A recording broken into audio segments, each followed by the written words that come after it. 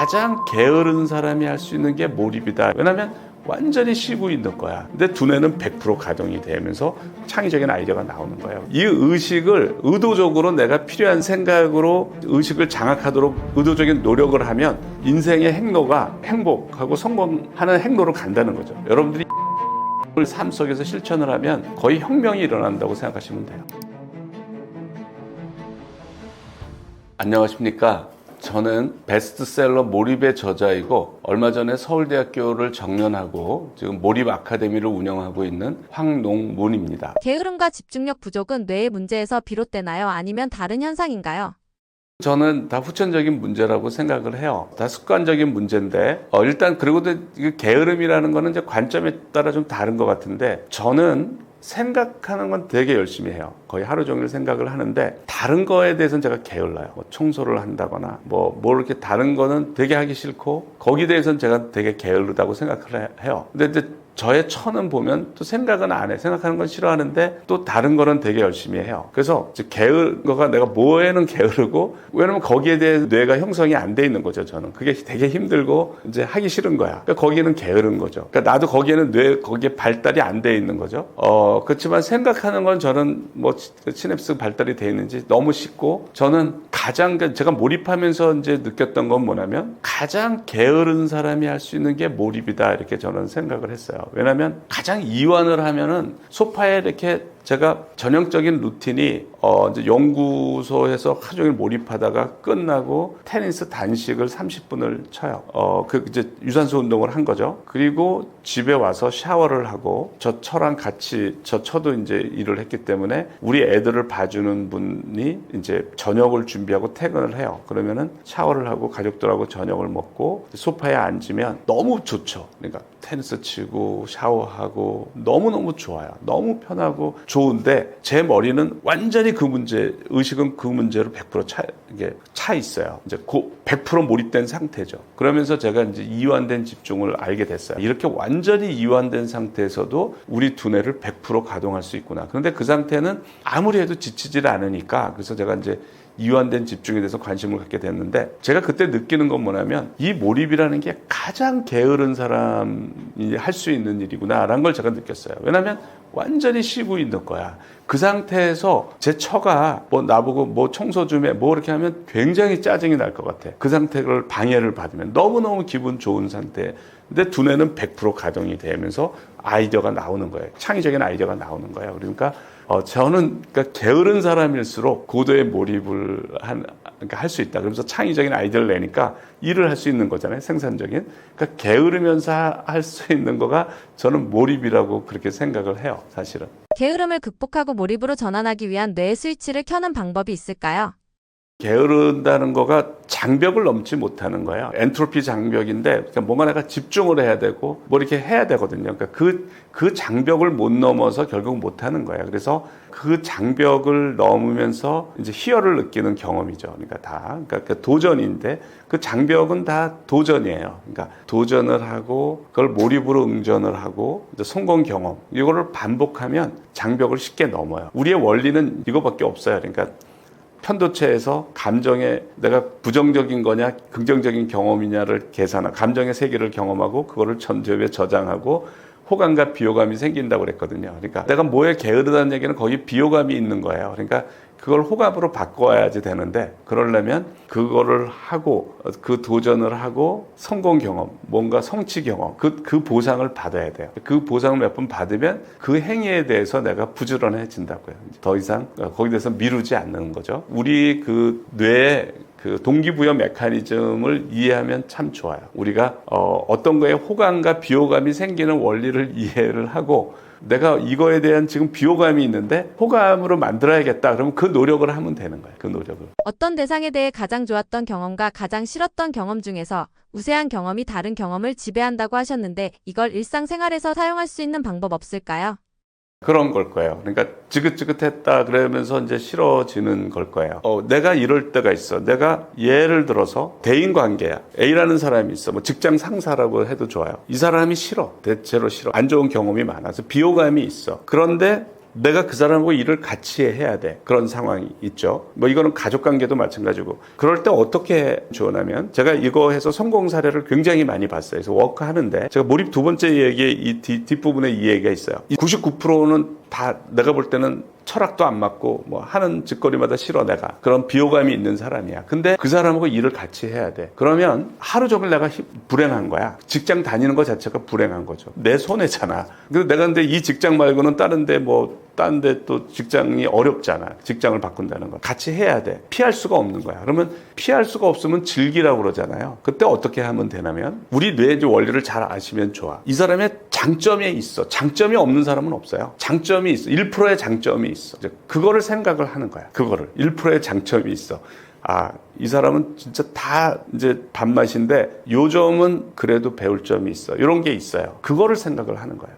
그거를 생각을 하면 그걸 의식의 무대에 올려놓잖아요. 그럼 이제 그거가 생중계가 되잖아요. 그게 증폭이 돼요. 그걸 의식의 무대에 계속 올려놓잖아요. 그게 증폭이 돼. 증폭이 돼서 아, 이 사람한테는 그래, 이런 점은 배울 점이 있어. 그러면 어느새 그 사람에 대한 거부감이 없어져요. 그리고 잘해. 그래서 저도 그런 경험이 있고 다른 사람도 제가 이렇게 하라 그러니까 다 바뀌어. 이게 거짓말 같은데 우리는 되게 잘 속아. 그리고 우리가 의도적으로 의식의 무대에 올려놓으면 얘가 무의식을 바꿔요. 본질을 바꾸는 거예요. 그래서 이 사람의 단점이 많지만 그러니까 늘 이게 어떻게 악순환이 되냐면, 사실은 그 사람이 실제로 나쁘지 않을 수도 있어요. 객관적으로. 그런데 늘 그 사람에 대한 안 좋은 생각을 계속 내가 하면서 증폭이 된 거예요. 그게 되게. 그 안 좋은 관계라는 게 이제 증폭이 돼. 계속. 그런데 그 좋은 점을 내가 증폭을 시키는 거지. 그거는 그게 이제 의도적인 몰입 이론이에요. 그러니까 의도적으로 의식에 올려놓으면 그게 증폭이 되는 거야. 관련된 장기가 활성화되니까. 그러면서 그 사람에 대한 호감이 생겨요. 놀랍게도. 거짓말 같지만.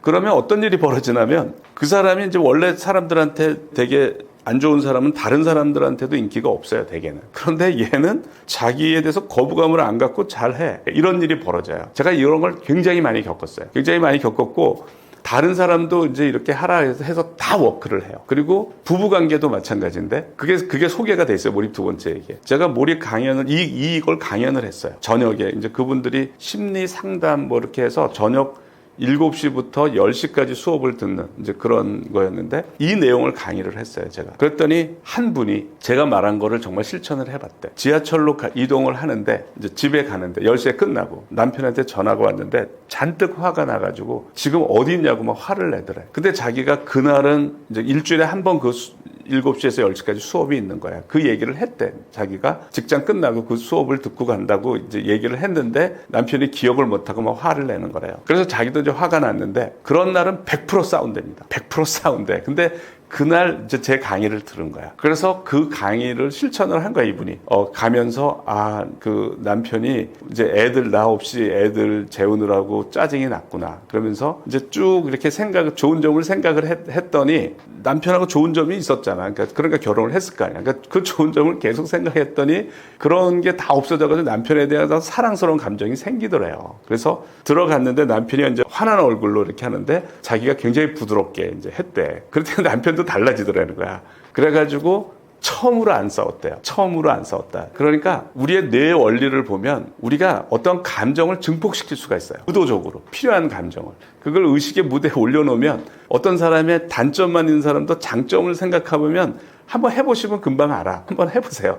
그래가지고 그게 무의식의 생중계가 돼서 나의 그 사람에 대한 관점을 이렇게 바꿔놔요. 그러니까 이게 의도적인 몰입이에요. 그래서 의도적인 몰입이라는 거가 우리가 의식이 흘러가게 내버려 두지 마라. 흘러가게 내버려 두지 말고 의식을 통제해라. 그러니까 너가 필요한 생각으로 채워라. 그래야 행복을 정복할 수 있고 너의 일을 즐길 수가 있고 너의 공부를 즐길 수 있다, 이런 거예요. 그래서 저는 의도적인 몰입이라는 거가 엔트로피 관점에서 볼 때 그 확률을 바꾸는 거예요. 그러니까 의식을 네가 자연스럽게 흘러가게 하지 마라. 그럼 엔트로피가 증가하는 쪽이고, 엔트로피가 증가하는 쪽은 다 망하는 쪽이에요. 엔트로피가 자연스러운 거는. 근데 거기서 엔트로피를 낮추려는 노력을 했는데 어떤 노력을 해야 가장 효율적이냐? 의식을 통제하는 거야. 이 의식을 의도적으로 내가 필요한 생각, 그러한 생각으로 이거를 의식을 장악하도록 의도적인 노력을 하면 인생의 행로가 그러니까 행복하고 성공하는 행로로 간다는 거죠. 그러기 위한 의도적인 노력을 하라는 게 의도적인 몰입이에요. 그러니까 이 사람과 부부싸움도 그런 노력을 안 하고 그냥 그게 자연스럽게 흘러가는 거지. 자연스럽게 기분 나쁘면 화내면 저 사람도 기분 나쁘면 화내고 이러면서 이제 그게 악화되는 거예요. 그러니까 이렇게 돼 있어요. 그러니까 두 부부가 만나서 열정적인 사랑을 하죠. 그때가 도파민이 많이 나와요. 그게 기간이 2년 반을 넘지 못한다고 알려져 있어요. 이게 이런 아주 격정의 사랑, 열정적인 그 도파민의 유효 기간은 길어봤자 2년 반이야. 그 다음에는 그런 도파민이 안 나와. 가슴 설레게 하는 도파민이 안 나와. 근데 평생을 살아야 돼, 서로. 근데 그거는 자연스럽게 우리가 의식의 흐름을 내버려 둘 때 그렇게 되는 거야. 그런데 그거를 두 사람이 같이 해야 돼요. 이거는 두 사람이 서로가 상대에 대해서 좋은 거를 생각을 하는 거야. 좋았던 점이 있죠. 좋았던 기억이 있잖아. 그 기억을 의도적으로 생각을 하는 거야. 의식의 무대에 올려놓는 거야. 그러면 다시 옛날의 그 열정이 다시 살아나요. 다시 여자는 남편이 백마 타고 온 왕자처럼 보이고 남자는 또 하늘에서 내려온 천사처럼 보이고 그게 다시 만들어져요. 그러니까 그런 노력을, 그런 의도적인 노력을 함으로써 행복은 정복될 수 있다는 것을 금방 알게 돼요. 그래서 우리의 의식의 흐름을 자연에 맡기지 마라. 자연스럽게 흘러가게 하지 말고 그러면 되게 부정적인 생각만 자꾸 들어오니까 우리가 내가 필요한 생각, 그런 생각으로 채우려는 의도적인 노력을 하라는 거죠. 그거를 실제로 경험을 해야 제 얘기를 믿어요. 이게 다 그게 그럴까 그러는데 한번 해보세요. 퇴근할 때, 그러니까 예를 들어서 연인도 좀 뭐 어느 정도 사귄 다음에 뭐 이렇게 별로 예전 같은 감정이 안 생기고 이렇단 말이죠. 뭐 부부나 그러면 한번 퇴근할 때 그분과의 좋았던 기억을 한번 30분, 1시간 동안 생각을 하고 만나보세요. 감정이 달라요. 그건 제가 보장을 해요. 보장을 하니까 그걸 한번 시험을 해보시고 이게 워크하는구나 라는 걸 아시고 그걸 더 긴 시간 규칙적으로 하면 그 효과는 점점 더 커집니다. AI가 업무 효율성을 높이고 있지만 동시에 사람들의 게으름을 부추길 수 있다는 우려도 있습니다. AI 시대의 게으름을 극복하기 위한 전략은 무엇인가요? 우리가 편리함이 발달할수록 우리 자신도 발달해야 돼요. 그러니까 지금 AI가 발달을 하는데 이게 Artificial Intelligence라고요. Artificial Intelligence. 그러니까 무슨 얘기냐면 인간의 지능을 흉내내면서 확 발전한 거예요. 그러니까 인간의 지능. 그러면 우리는 뭘 갖고 있냐면 Human Intelligence를 갖고 있어요. 그러니까 완전한 휴먼 인텔리전스를 AI가 좀 조금 흉내낸 건데, 물론 점점 이제 휴먼 인텔리전스에 가깝게 하려는 그런 노력들이 있는 거죠. 뭐 그런 게 이제 AGI 이렇게 가는데, 완전한, 아직까지는 휴먼 인텔리전스까지는 못 가고 있어요. 그러면 나는 이 AI 시대에 나는 뭘 해야 되냐면, 휴먼 인텔리전스를 발달시켜야 돼. 그 노력을 해야 돼요. 그 노력을 안 하고 그냥 AI가 다 해주니까 AI한테만 하고 내가 지적인 도전, 그러니까 휴먼 인텔리전스를 발달시킨다는 거는 지적인 도전을 하는 겁니다. 나의 지적인 한계를 넘는 도전을 계속 하는 거가 휴먼 인텔리전스를 발달시키는 건데 그 노력을 하지 않으면 도태가 되는 거예요. 저는 경쟁력이 없는 거야. 그러니까 AI를 저는 활용은 최대한 하라고 그래요. 최대한 하되 나도 끊임없이 휴먼 인텔리전스를 발달시키는 노력을 동시에 해야 돼요. 동시에. 그렇지 않으면 나는 대체돼 버려요. AI에 의해서 대체돼 버려요. 그러니까 휴먼 인텔리전스를 발달시키려는 노력을 꾸준히 해야 된다는 거죠. 빌 게이츠는 게으른 사람을 고용하면 어려운 일을 쉽게 해결한다고 말했습니다. 역설적인 관점에서 게으름이 오히려 생산성 향상에 어떻게 기여할 수 있을까요? 그러니까 저는 그 천재들이 사실은 게으른 사람이 많다는 얘기를 제가 들은 것 같아요. 그러니까 왜냐하면 게을르니까 자꾸 발명을 하는 거죠. 그거를 이제 해결하기 위해서. 그러니까 뭐 AI도 그런 거잖아요. 그러니까 사람들이 머리 쓰기 싫으니까 사람 대신 머리를 쓰게 해주는 거, 이런 거를 이제 한 거가 AI잖아요, 사실. 그러니까 우리를 좀 더 편리하게 만드는 거. 리모컨도 그런 거잖아요. 그러니까 게으른 거지. 내가 저기까지 가서 기기를 작동하는 게 싫은 거야, 앉아서. 그러니까 그걸 해주는 게 없을까 하고 생각해서 리모컨이라는 게 발견이 된 거잖아요. 그러니까 발명이 된 거잖아요. 그러니까 게으른 사람, 그러니까 필요는 발명의 어머니인데 그런 필요를 더 느끼는 사람이 게으른 사람일 수도 있는 거죠. 그래서 그런 의미에서 아마 빌 게이츠가 그런 얘기를 한 게 아닐까 이렇게 생각이 듭니다. 성공한 사람들은 게으름을 어떻게 관리했나요? 공통된 습관이나 사고방식은 무엇인가요? 네, 제가 그 무여 스님이 쓴 책이 제목이 쉬고 또 쉬고예요. 이분이 그 참선 수행을 이제 그렇게 표현을 하셨더라고요. 그래서 제가 그 책 제목을 보면서 바로 이 느낌이야. 제가 이제 고도로 몰입된 상태에서 보낼 때 그것도 저도 그런 표현을 몰랐는데 딱 그 책 제목을 보고 그래 바로 이 느낌이야 그랬거든요. 계속 쉰다는 느낌이에요. 계속 쉰다는 느낌. 그러니까 그런데 창의적인 아이디어는 계속 나오고 이제 그러거든요. 그래서 저는 전유를 하고 막 그런 거를 계속 보내는 거야. 근데 저는 계속 쉰다는 느낌이야. 왜냐면 완전히 이완된 상태에서 머리는 풀가동되는 거거든요. 그래서 저는 근데 사실은 제가 이제 그렇게 하고 나서 그러면서 이제 재료 분야의 난제를 해결하고 뭐 여러 개를 해결했어요. 그래서 어떤 느낌이 드냐면 저는 지극히 평범한데 예전의 방식으로는 평생을 해도 해결하지 못할 문제를 이제 그런 상태에서 뭐 1, 2개월, 2, 3개월 몰입해서 해결을 다 하니까 어떤 생각이 드냐면 그러면 옛날에 큰 업적을 낸 사람이 몰입한 게 아니야? 하고 그걸 제가 찾아봤어요. 제가 놀란 거는 예외가 없어요. 예외가 없이 다 몰입을 한 거야. 그러니까 뉴턴 보고 만류인력을 어떻게 발견했냐고 그러니까 뉴턴이 내내 그 생각만 했으니까 그거예요. 아인슈타인은 나는 몇 달고 몇 년이고 생각하고 또 생각한다. 뭐지? 그래서 다 이분들이 몰입을 했는데 뉴턴이 언제 몰입을 했냐면 영국의 패스트가 창발을 했어요. 그래서 런던 인구의 뭐 10만 명 이상이 죽었나 어쨌든 그때 그렇게 상당한 이제 비율이 죽었어요. 그래서 케임브리지 대학이 폐쇄가 됐어. 그러니까 그 뉴턴은 이제 대학원에 진학하려고 이제 그런 준비 중이었는데 학교가 폐쇄가 되니까 그 고향인 울소프로 내려왔어요. 그래서 2년 동안 이제 우리 코로나 때 뭐 폐쇄되는 거랑 비슷하다고 보시면 돼요. 그때는 이제 패스트로는 이제 유럽 인구가 많이 죽었거든요. 그래서 그 흑사병으로 폐쇄가 돼서 고향으로 돌아와서 거기 이제 몰입을 한 거죠. 사람도 안 만나고 완전히 2년 동안 몰입을 해서 뉴턴의 주요 업적, 만류인력, 뭐 미적분, 뭐 가속도의 법칙, 모든 그 뉴턴의 주요 업적이 그때 나온 거예요.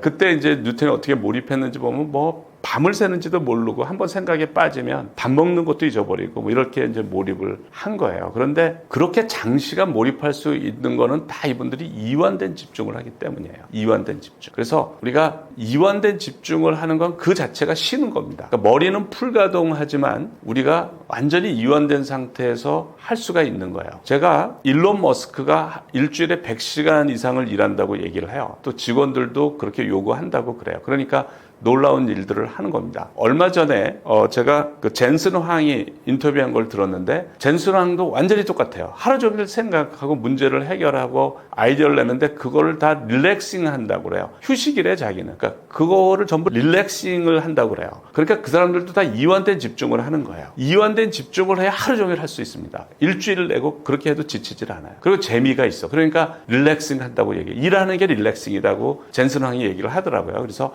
이 사람들 전부 몰입을 하는데 이완된 집중을 하는 거예요. 그래서 여러분들이 이완된 집중을 여러분들의 삶 속에서 실천을 하면 거의 혁명이 일어난다고 생각하시면 돼요. 그리고 몰입을 하기 전에 반드시 배워야 되는 게 이완된 집중입니다. 이완된 집중에 대해서 더 자세하게 설명해 주실 수 있으신가요?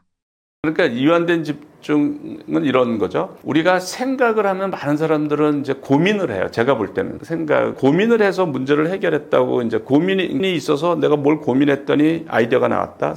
문제를 해결했다고 이제 얘기를 많이 흔히 하죠. 그 사람들이 뭘 착각하고 있냐면 고민이 문제를 해결했다고 생각을 해. 그분들은. 그런데 조금 더 이걸 분석하면 고민이 생각을 유도를 한 거예요. 문제는 생각이 푼 거예요. 그 관계가 그런 겁니다. 그러니까 고민이 없었으면 생각을 안 했지. 생각을 안 했으니까 문제를 못 푸는 거야. 고민이 생각을 유도했고 생각이 문제를 해결한 거예요. 그러니까 저는 슬로우 싱킹은 뭐냐면 이 고민이라는 걸 빼버려라. 고민하지 마라. 고민하지 말고 생각을 해라. 라는 거예요. 네가 의도적으로 생각을 해라. 그러면 고민 없는 생각이란 게 뭐냐? 사람들이 고민 없이는 생각을 잘 안 해가지고 고민 없는 생각이라는 걸 잘 몰라. 그런데 고민 없이 생각하는 게 있어요. 그게 상상이에요. 상상. 상상이 고민 없는 생각이에요. 상상은 즐겁잖아. 하루 종일 해도 지치지 않잖아. 그렇게 상상하듯이 문제를 생각해서 해결하는 게 슬로우 싱킹이에요. 그러니까 고민이라는 거를 동반하지 말라. 스트레스를 동반하지 말고 상상하듯이 부담 없이 그렇게 생각할 수가 있다는 거예요. 자꾸 해보면 그게 돼요. 그걸 경험이 없어서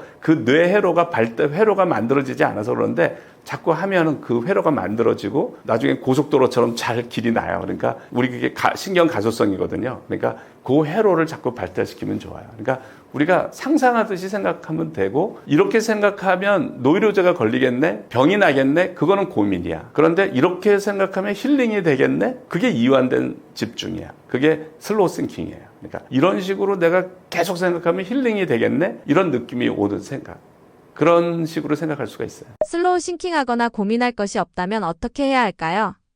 고민할 게 없으면 이제 할 수 있는 방법이 여러 가지가 있어요. 일단 내가 문제를 리스트를 해야 돼. 내가 생각할. 그러니까 몰입은 이게 우리가 하사를 겨누려면 타겟이 있잖아요. 뭐 총을 겨누려면 타겟이 있어야 되잖아. 목표가 있어야 되잖아요. 그러니까 몰입은 생각을 겨누는 거거든요. 그러니까 돋보기로 햇빛을 모으면 종이를 태우잖아요. 그러니까 몰입은 어떤 문제, 특정한 문제에 대해서 내 시간과 에너지를 쏟아붓는 거야, 거기다가. 그러니까 돋보기로 햇빛을 모으는 거랑 되게 비슷한 거죠. 나의 시간과 에너지를. 그러려면 그 대상이 있어야 돼. 그러니까 목표를 내가 해결해야 될 문제의식이 없으면 뭘 생각하지? 이렇게 되는 거예요. 그래서 평소에는 그거를 생각해서 리스트 아웃을 해야 돼요. 아, 요 문제는 내가 시간과 에너지를 쏟아 부어야 돼. 이렇게. 요 문제에 대해서 내가 깊이 생각할 가치가 있어.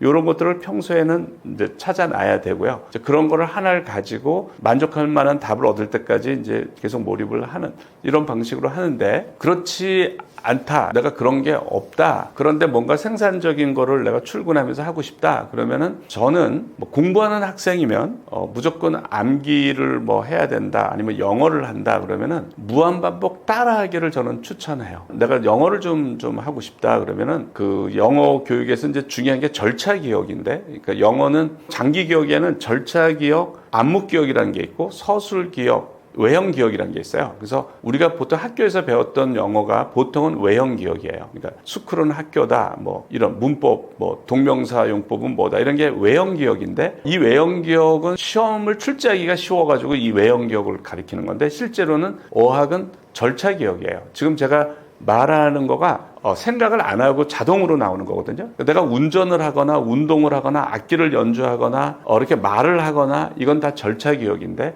이 절차 기억이 되게 발달이 안 돼 있어요. 영어를 절차 기억으로 하려면 영어랑 나 사이에 한국말이 끼어들면 안 돼. 그러니까 내가 영어를 말할 때 이 말을 뭐라고 얘기하지, 이런 단계를 거치면 그건 절차 기억이 아니에요. 그래서 축구를 할 때 뭐 이때 어떻게 차야 되지, 이런 게 아니라 몸이 자동으로 가야 되잖아요.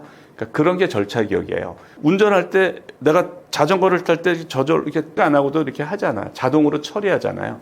그게 절차 기억인데, 그 절차 기억을 내가 영어를 말할 때 아무 의식 없이 튀어나와야 되는데, 필요한 그 상황에 필요한 말이, 그러려면 재산이 있어야 돼. 내가 영어권 국가에 살면은 그게 있는데 이제 영어를 안 쓰면서, 그러니까 그때 제가 추천하는 거가 원어민이 말한 쉬운, 그러니까 한 7살 아이가 말하는 쉬운 영어를 원어민이 발음한 거를 10단어 이내를 원어민이 발음한 거를 무한 반복을 트는 거예요. 원어민이 말하면 이제 귀로 듣고 뭐 앵무새처럼 따라하는 거예요. 그거를 이렇게 계속하면 뭐 수십 번, 뭐 수백 번 따라하면 어떤 일이 벌어지냐면, 우리 뇌는 반복하면 중요하다고 생각을 해요. 반복하면. 그래서 반복이 되니까 순식간에 몰입이 돼요. 이게 순식간에 몰입이 되고 그게 처음에는 재미없을 것 같은데 딱 다른 잡념이 안 들어오고 그것만 하게 돼요. 그리고 몰입도가 올라가면서 재밌어, 그게. 그래서 지하철로 이동할 때는 이어폰으로 꽂고 마음속으로 따라하면 돼요. 그렇게 오고 이제 직장에 딱 들어오잖아요. 그러면 어떤 상태가 되면 뇌가 활성화가 돼 있어가지고 되게 활기찬 상태에서 일을 시작할 수가 있어요.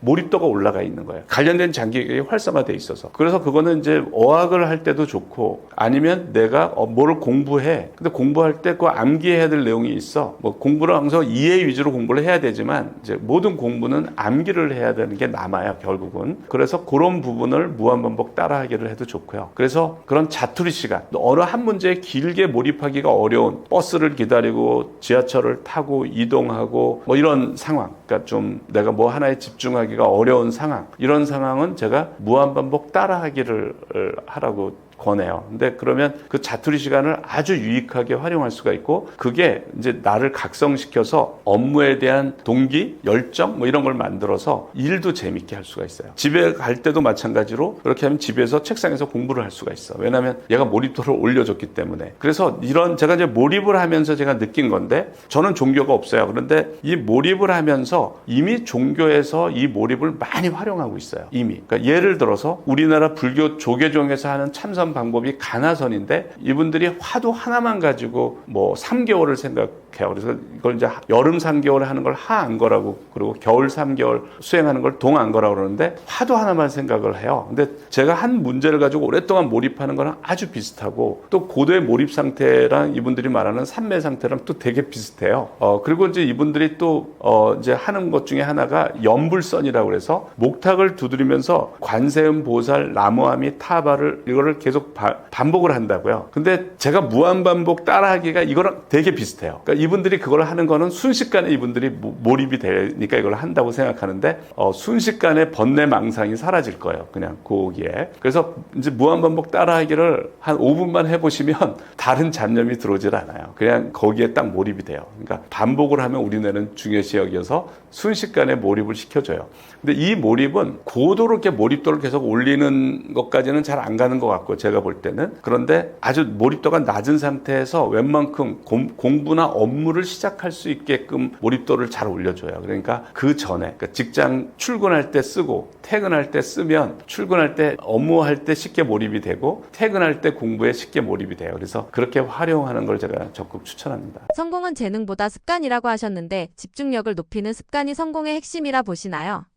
우리가 이제 우리 뇌랑 이런 습관이 이제 어떤 거를 의미하는가를 이제 보면은 의식의 내용이 무의식에 생중계가 돼요. 그러면 그 무의식이 영향을 받죠. 의식의 내용에 무의식이 영향을 받고 그 영향을 받은 무의식이 다시 의식에 영향을 미쳐요. 그래서 그거가 계속 되풀이 되면서 나라는 사람이 만들어져요. 그게 이제 시냅스와 자라고 하는 책의 핵심인데, 그러니까 결국은 형성된 시냅스, 그게 장기 기억인데, 결국 생성된 장기 기억이 나라고 보시면 돼요. 그런데 그 장기 기억은 뭐에 영향을 받냐면 의식의 내용에 영향을 받아요.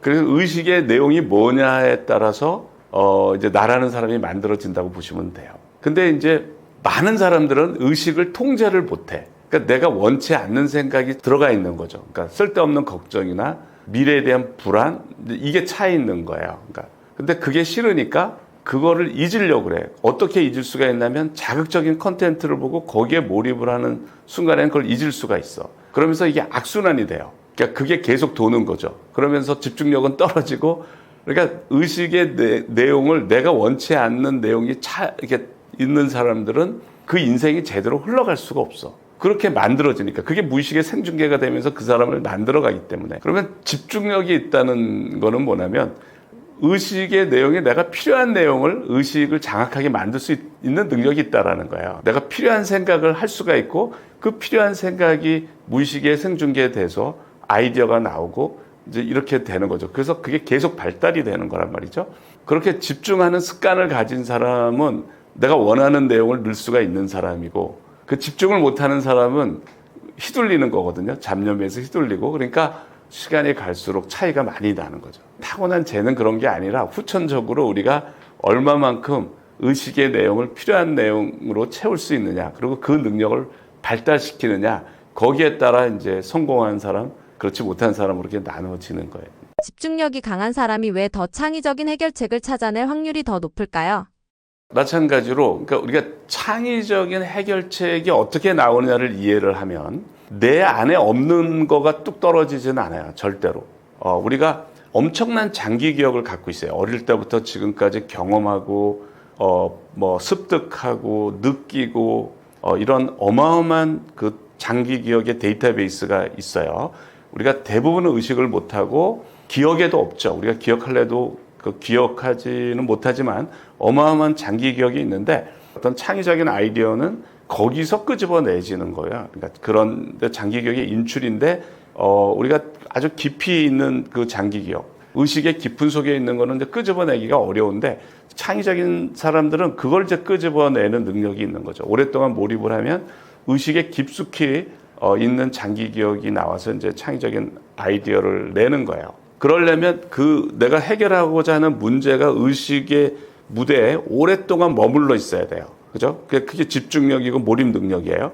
오랫동안 머물러 있으면 이게 생중계가 되니까, 이 무의식의 생중계가 되니까 생중계되는 시간이 길어질수록 의식의 깊이 있는 장기 기억들이 이제 활성화가 되고 인출이 되는데, 집중력이 강한 사람, 몰입 능력이 강한 사람은 그게 가능한데, 집중력이 없으면 그 의식의 무대에 오래 올려놓지를 못하는 거예요. 계속 잡념이 들어오고, 또 잡념이 들어오면 또 자극적인 컨텐츠를 보려고 그러고, 되게 잡념이 부정적인 내용이 들어올 확률이 높아요. 그러니까 걱정, 불안. 왜냐하면 그거가 생존에 유리하기 때문에 그래요.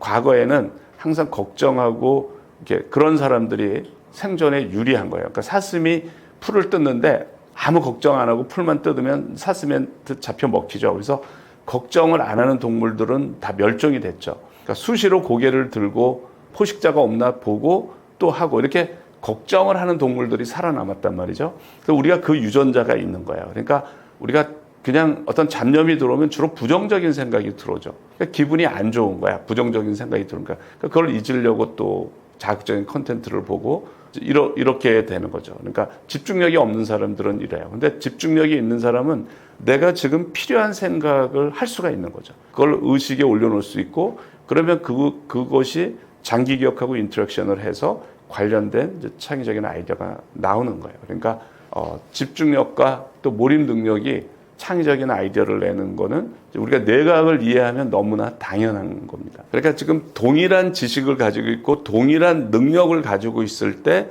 집중력이 강한 사람이 창의적인 아이디어를 낼 확률이 높고요. 여기서 끝나는 게 아니라 집중력이 높은 사람은 이런 활동을 지속하기 때문에 그 능력이 계속 발달이 돼요. 우리 뇌는 사용하면 사용할수록 발달이 되니까 이 집중력이 높은 상태로 10년을 보낸 사람하고 이제 그렇지 않은 사람의 뇌를 보면 이 사람은 그 문제를 해결하고 창의적인 아이디어를 그거를 만드는 장기 기억과 시냅스 배선이 다량으로 만들어져 있기 때문에 그 차이는 훨씬 커지는 거예요. 그러니까 차이는 시간이 갈수록 능력의 차이가 점점점 더 벌어지게 되는 겁니다. 몰입이 나다운 나를 만들어주는데도 도움이 될까요? 어떤 집중력 훈련을 해야 나도 몰랐던 내 모습을 보여줄까요? 그렇죠. 그러니까 특히 강한 몰입을 경험한 사람들이 다 놀래요. 그러니까 사실은 우리가 어마어마한 능력이 있어요. 그 어마어마한 능력들이 있는데 그거를 대부분은 그 능력이 있는지도 모르고 살아가요. 근데 그거를 어떻게 알 수가 있냐면 저희가 이제 주니어들, 초등학교 5학년 이상 이렇게 해서 주니어 몰입 캠프가 있어요, 방학 때. 그러면 애들한테 어떤 문제를 내주냐면 이제 몰입도가 어느 정도 올라간 다음에는 아주 도전적인 문제를 내줘요. 그러니까 배우지 않은, 예를 들어서 중학생한테 이제 고등학교에서 배우는 미분 문제를 내줘요.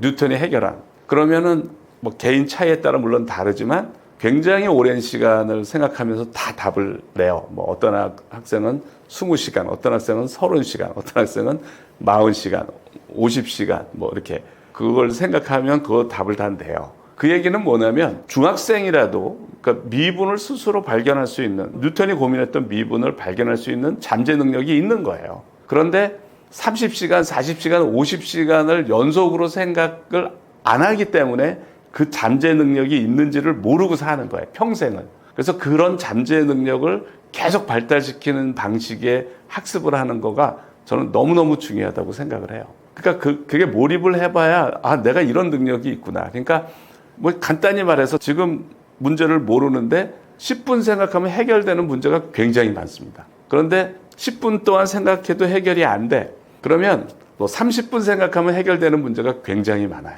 또 30분 동안 생각해도 해결이 안 돼. 그러면 1시간 생각하면 해결되는 문제가 많고 이런 식으로 10시간 생각해도 해결이 안 돼. 그러면 하루 생각하면 해결되는 문제가 많고 이런 식이에요. 그러니까 무슨 얘기냐면 우리의 잠재 능력은 거의 무한하다고 생각하시면 돼요.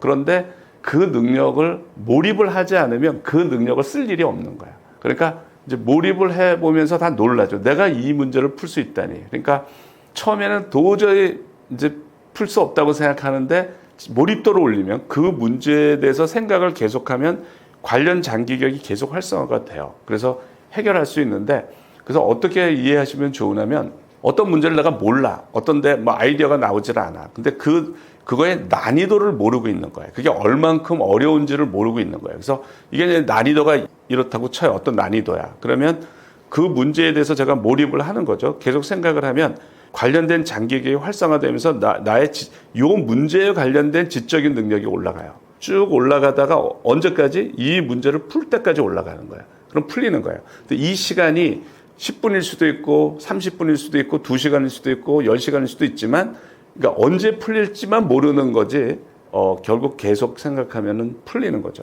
그래서 이거는 경험을 이제 해야 아는 거예요. 그러니까 경험을 하지 않으면은 절대 안 풀린다고 생각해요. 지금 답이 안 보이기 때문에. 그런데 우리의 그 잠재 능력은 그렇지 않아요. 그러니까 어마어마한 일을 할 수가 있는 거고 그 잠재 능력을 자기가 경험하고 그거를 발달시키고 이걸 어릴 때부터 하는 거가 저는 너무너무 중요하다고 생각을 합니다. 이게 이제 발달이 되면 이제 어쨌든 이런 과정을 즐기게 돼요. 그러니까 처음에는 이게 전두연합량의 도파민 회로가 발달되지 않은 사람은 문제가 해결이 돼야 재밌어. 그러니까 문제가 해결이 돼야 쾌감을 느끼는 거는 측자액의 도파민이에요. 기대 보상. 내가 성공했다. 그 도파민인데 이게 계속 발달이 되면 이 생각하는 과정 자체가 재밌어요. 그게 전두연합령 도파민이야. 은은하게 재밌어. 그래서 자꾸 발달시키면 생각하는 과정 자체가 재밌으니까 오랜 시간을 도전할 수가 있고 그러면 더 많은 문제들을 해결할 수가 있고 이런 선순환이 되죠. 스마트폰에 둘러싸인 시대에도 성공하는 사람들에게 특별한 비법이 있나요? 제가 볼 때는 많은 사람들이 스마트폰, AI가 나와서 게을러지고 집중력은 저하되고 그러니까 스마트폰에 이제 당하는 거죠. 그러니까 거기에 그 단점에 노출이 많이 되는 거예요. 그런데 성공하는 사람들은 이런 AI나 스마트폰이 너무나 유용한 거예요. 그러니까 저도 스마트폰에서 유용한 콘텐츠를 굉장히 많이 발견하거든요. 정말 좋은 콘텐츠들이 많아요. 그래서 그걸 활용을 엄청나게 하는데 많은 사람들은 이제 그 자극적인 콘텐츠에 그냥 늘 노출이 되면서 활용을 못 하는 거예요. 그래서 그 스마트폰의 단점에만 이게 노출이 되면은 제가 볼 때는 스마트폰이 오히려 자기한테 폐해를 주고 있는 거고 스마트폰을 활용해서 우리가 해결할 수 있는 문제도 많고 내가 또 발전할 수 있는 방법도 굉장히 많아요. 그래서 그거를 잘 활용하는 사람이 돼야 되는 거예요. 그러니까 많은 사람들이 크게 보면 스마트폰만 아니라 지금 현대 문명이 굉장히 발달이 돼 있어요. 성공한 사람들은 그 문명을 다 활용을 하는 거예요. 그래서 성공하는 거야. 이 문명을 다 활용하면 엄청난 이제 능력을 발휘할 수가 있잖아요. 자기가 아이디어만 내면.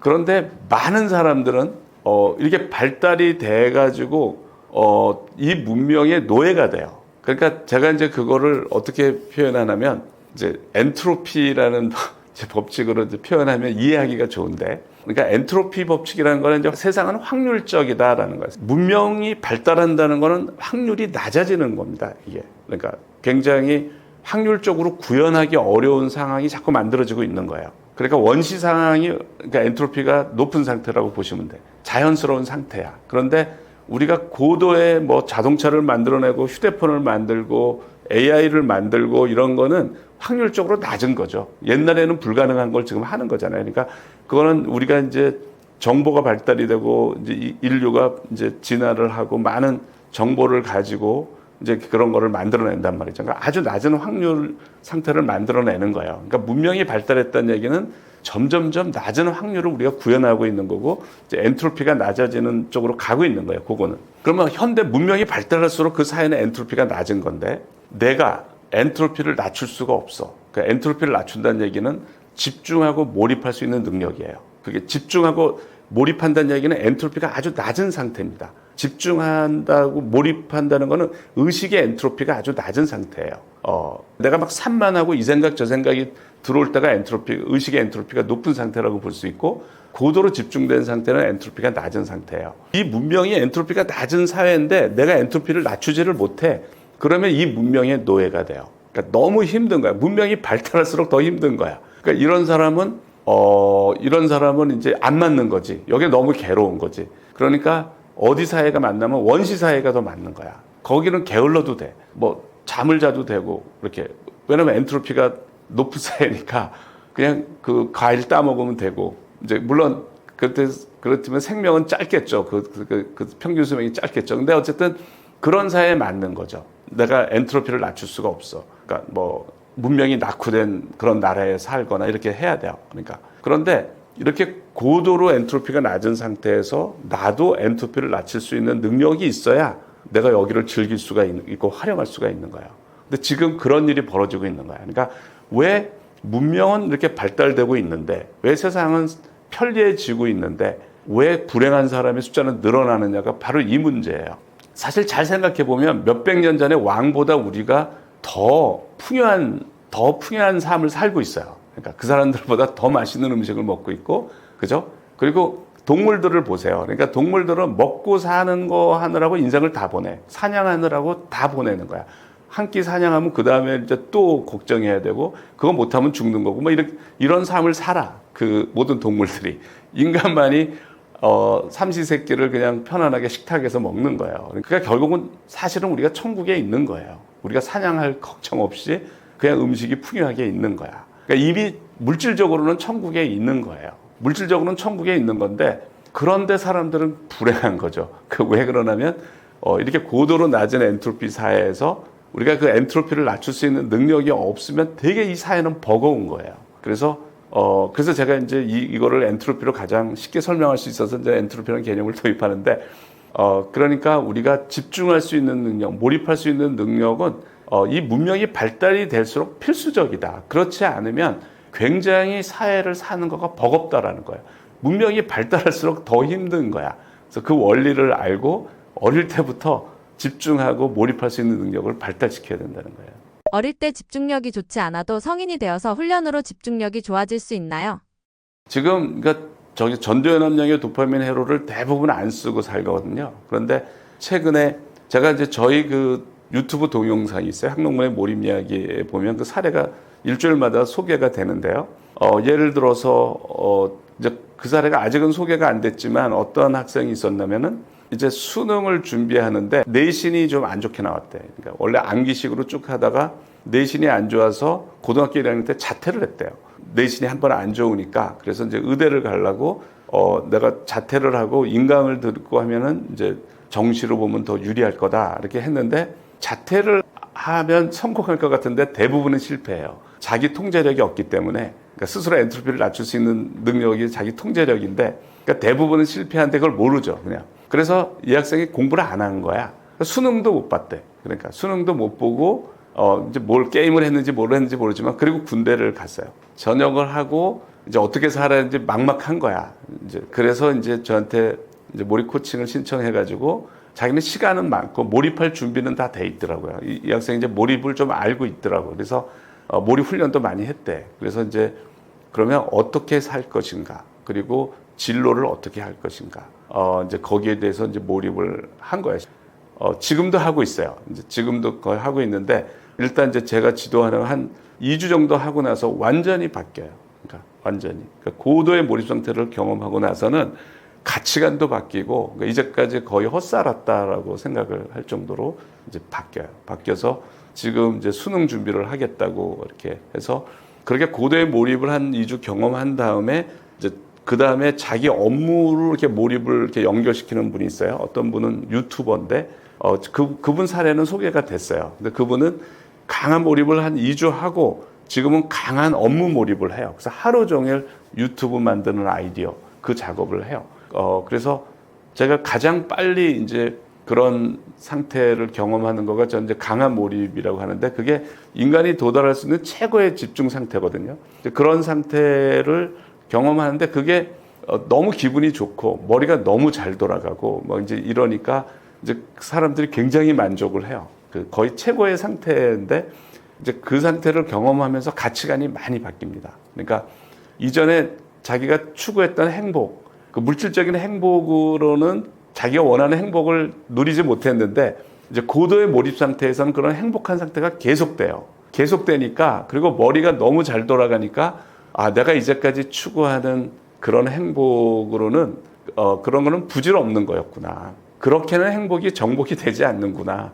그런데 이렇게 내가 해야 할 일에 몰입을 하고 이건 내가 원하는 무궁무진한 행복을 내가 누릴 수가 있구나. 이거를 경험을 하면서 가치관이 바뀌어요. 그런 사례가 지금 저희 이제 유튜브에서 계속 일주일마다 소개가 됩니다. 짧은 성과가 아니라 오래가는 성공을 만든 사람들의 공통된 집중 습관은 무엇인가요? 그러니까 오랜 기간을 이제 꾸준히 열정을 가지고 일할 수 있는 능력을 우리가 그릿이라고 보통 이제 심리학에서 그러죠. 그러니까 끈질긴 열정이죠. 진득한 열정이 있는 사람들이 성공을 많이 했고 뭐 천재들이 그렇다 이제 그런 건데 뇌과학의 이제 관점에서 보면은 이런 거예요. 이제 마라톤을 하는 뭐 마라톤이나 어떤 높은 산을 올라가는 거랑 다 비슷한데 우리 뇌는 어떻게 돼 있냐면 내가 뭔가 경험을 하면 이제 그거가 고통스러웠는지 즐거웠는지를 편도체에서 계산을 합니다. 얼만큼 즐거웠는지 얼만큼 고통스러웠는지를 계산을 해요. 감정의 세기를 편도체에서 계산을 하고 그 계산값을 전두엽에 저장을 합니다. 그러면 나는 이제 고통을 최소화하고 즐거움을 최대화하는 식으로 내가 행동을 하게 돼 있어요. 그게 이제 우리 뇌 운영 체계예요. 그게 생존에 되게 좋은 겁니다. 이게 모든 동물들은 이 체계를 갖고 있어요. 그러니까 먼저 그 경험이 긍정적이었는지 좋았는지 부정적이었는지를 경험하고 그 경험값을 기억을 해야죠. 그래서 전두엽에 저장을 해요. 이거는 생존에 되게 중요한 메커니즘이에요. 그러니까 요 메커니즘이. 그래서 우리가 호감과 비호감이 이런 원리로 생깁니다. 내가 뭐를 좋아한다? 그러면 거기에 좋은 경험이 있는 거야. 그 경험을 함으로써 도파민 보상 같은 게 있었던 거야. 뭐 내가 아이스크림을 좋아한다? 아이스크림을 먹어서 도파민이 많이 분비가 돼서 그걸 기억을 하는 거야. 그러니까 또 먹고 싶고 이런 거죠. 등심이 맛있으면 등심을 먹을 때 도파민 분비가 되는 거예요. 그걸 기억을 하면서 또 하려. 그리고 호감이 생기는 거고 비호감은 뭐 누구랑 싸웠거나 누구한테 기분이 나빴거나 내가 부정적인 경험을 많이 해. 그러면 그 사람에 대한 비호감이 생기는 거야. 공부를 싫어해. 내가 공부를 하면서 지긋지긋한 경험이 있었던 거야. 그러면은 공부를 싫어하게 돼 있어요. 근데 공부를 하면서 좋은 경험이 많아. 재밌었어. 그러면 공부를 좋아하게 돼 있는 거야. 그러니까 우리의 호감과 비호감이 생기는 원리는 이래요. 그러면 이제 우리가 끈기라는 걸 보자고요. 끈기. 그러니까 우리가 등산을 하는 사람들이 아주 높은 산을 올라간 사람은 끈기가 있죠. 마라톤을 하는 사람들이 끈기가 있어요. 그러면 그 끈기가 그게 선천적인 거냐? 그런 게 아닌 거야. 그게 형성되는 걸 한번 보자고요. 예를 들어 내가 등산을 처음을 해. 그런데 친구 따라 이제 친구가 가자고 해서 등산을 갔는데 8, 90%까지 올라갔는데 내가 도저히 못 가겠어. 등산을 올라가는 과정에 부정적인 기억이 계속 저장이 됩니다. 다리가 아프고 숨이 차고 땀이 나고 그런데 이제 90% 정도 올라가서 나는 도저히 더 이상 못 하겠다 하고 친구들이 막 더 가자고 해도 만류하고 내가 내려왔어요. 그러면 등산은 나한테 나쁜 기억으로 남아요. 등산 이퀄 지긋지긋한 경험. 그러니까 등산을 싫어하게 돼 있어요. 등산에 대한 비호감이 생겨. 그런데 똑같은 상황에서 또 누가 뭐 억지로 나를 뭐 설득을 해가지고 올라갔어. 할 수 없이. 그랬더니 그렇게 되면 이제 정상에서 많은 도파민이 나와요. 그런 감격적인 희열을 느껴요. 많은 도파민이 나오니까. 이 도파민이 그 등산을 올라가는 과정의 부정적인 기억을 대체해버려요. 자극이 크기 때문에 이게 대체해버려요. 그러니까 우리 뇌는 큰 자극이 작은 자극을 대체해버립니다. 그러니까 등산에 올라갔던 그런 안 좋은 기억이 남아있는 게 아니라 그 정상에서 강력한 희열이 기억에 남아있어서 등산 이퀄 좋은 걸로 기억이 되는 거야. 그럼 나는 거기에 대한 호감이, 등산에 대한 호감이 생기고 다음에 또 하는 거예요. 이렇게 돼 있어요. 우리 뇌가. 끈기를 기르려면 끈기 있는 행동을 한 다음에 성공을 경험해야 돼. 반드시. 이 도파민 보상을 받아야 돼. 끈기를 가지고 노력할 땐 다 힘든 거야. 다 힘든데 이때 도파민 보상으로 안 끝나면 부정적인 게 기억에 남아서 끈기가 없어. 이 사람은. 마라톤을 뛰는 사람도 막 죽을 것처럼 힘들다가 마라톤에서 하이라는 상태를 경험을 해요. 엄청나게 도파민이 나오고 엔돌핀이 나와. 그래서 지구 끝까지도 달릴 수 있겠다라는 자신감이 생기거든요. 그거를 경험하지 못한 사람은 마라톤을 절대 못해요. 그러니까 끈기, 이렇게 힘든 과정이 있다가 그 도파민 보상을 받아야 돼. 그러니까 공부를 하다가도 문제가 안 풀리다가도 막 안 풀리는 거 생각하면 괴로운데 2시간 만에 풀렸어. 그래서 도파민이 많이 분비가 돼. 그러니까 이런 애들은 또 도전을 하는 거예요. 그래서 끈기라는 거는 이제 이런 식으로 만들어진다는 거예요. 그러니까 끈기에서 고통으로 끝나면 그 사람은 이제 끈기 있는 걸 안 해. 큰 끈기를 싫어해. 그런데 끈기 있게 하다가 도파민 보상을 받고, 끈기 있게 하다가 도파민 보상을 받고. 그래서 저는 성공 경험인데 도전을 하고 몰입으로 응전을 하고 성공 경험. 그러니까 요거를 반복하는 방식이 우리가 뇌과학이나 뭐 여러 가지로 봐서 몰입의 관점에 봐서도 지속 가능한 행복한 최선을 만든다는 거예요. 우리가 성공을 하는 사람들의 공통적인 그 사람의 그릿인데 그릿은 이러한 방식으로 만들어진다. 이러한 방식으로 길러진다는 겁니다. 성공한 사람일수록 번아웃을 자주 경험할 수 있는데 몰입이 이를 예방하거나 극복하는 데 어떤 역할을 하나요? 저희가 이제 번아웃이 온 분들이 저한테 이제 그 코칭을 많이 해요. 근데 그분들의 특징이 다 열심히 한 사람들이 번아웃이 많이 오는데 그래서 번아웃이 자기가 열심히 해서 성과를 인정받았는데 번아웃이 와서 이제 그만뒀다. 이 사례도 저희 그 소개가 됐는데 이분은 소프트웨어 엔지니어인데 이제 번아웃이 와서 회사를 그만뒀어요. 그러면 그게 뭐냐면 긴장을 해서 그럽니다. 그러니까 긴장을 한 상태에서 오랜 시간 하면 번아웃이 와요. 긴장 자체가 우리를 힘들게 만들어요. 그런데 우리가 이제 긴장하는 메커니즘을 좀 이해를 하면 우리 뇌는 원시적인 뇌에서 진화를 하지 않았어요. 문명이 그냥 갑자기 비정상적으로 빨리 발전해 버린 거예요. 그러니까 우리 뇌는 그 문명의 발달만큼 빠르지가 않아요. 이 진화는 굉장히 천천히 일어나는 거예요. 그런데 그러니까 우리 뇌는 몇만 년 전, 거의 몇십만 년 전의 뇌라고 생각하시면 돼요. 그러니까 뇌는 변함이 없고 문명은 발달이 돼 버렸어요. 그러면 우리가 몇만 년 전, 우리가 그 몇십만 년 전의 상황을 한번 생각해 보자고요. 그때는 포식자가 주변에 우글거려. 그러니까 내가 조금만 정신 못 차리면 잡혀 먹혀. 그리고 내가 사냥감을 사냥하지 못하면 내가 굶어 죽어. 이런 상황이에요. 그러니까 항상 긴장을 해야 돼. 내가. 그리고 항상 걱정을 해야 되고 이런 상황이죠. 그 뇌를 우리는 가지고 있어요. 그런데 지금은 뭐 옆에 포식자도 없고 그러니까 굉장히 안전한 상황인데 뇌는 그때 뇌를 갖고 있어. 그래서 수시로 긴장을 하는 거야. 긴장할 필요가 없는데 긴장을 하는 거야. 우리 뇌는 위험하다 그러면 포식자가 있는 것처럼 반응을 하는 거죠. 아무것도 아닌데.